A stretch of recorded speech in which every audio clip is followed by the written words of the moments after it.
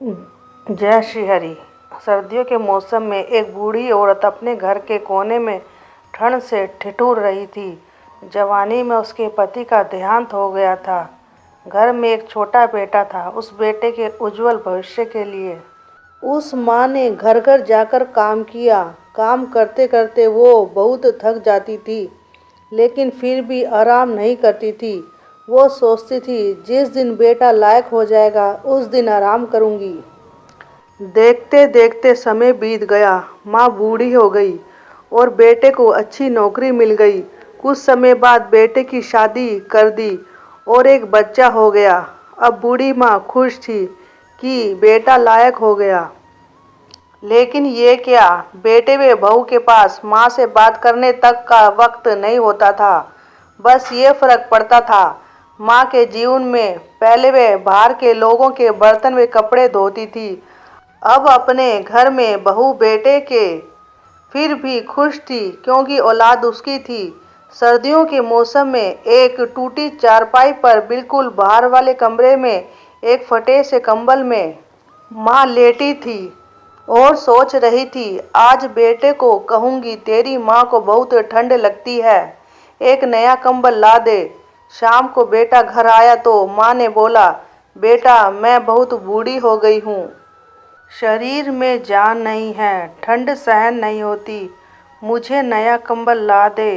तो बेटा गुस्से में बोला, इस महीने घर के राशन में और बच्चे के एडमिशन में बहुत खर्चा हो गया। कुछ पैसे हैं पर तुम्हारी बहू के लिए शॉल लाना है। वो बाहर जाती है, तुम तो घर में रहती हो, सहन कर सकती हो।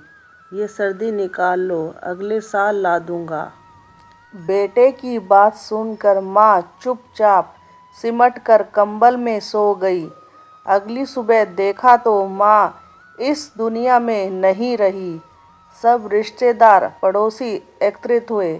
बेटे ने माँ की अंतिम यात्रा में कोई कमी नहीं छोड़ी। बहुत महंगा शॉल माँ को उड़ाया था।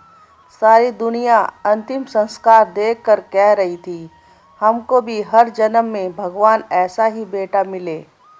मगर उन लोगों को क्या पता था कि मरने के बाद भी एक माँ तड़प रही थी, सिर्फ एक कंबल के लिए, सिर्फ एक कंबल के लिए।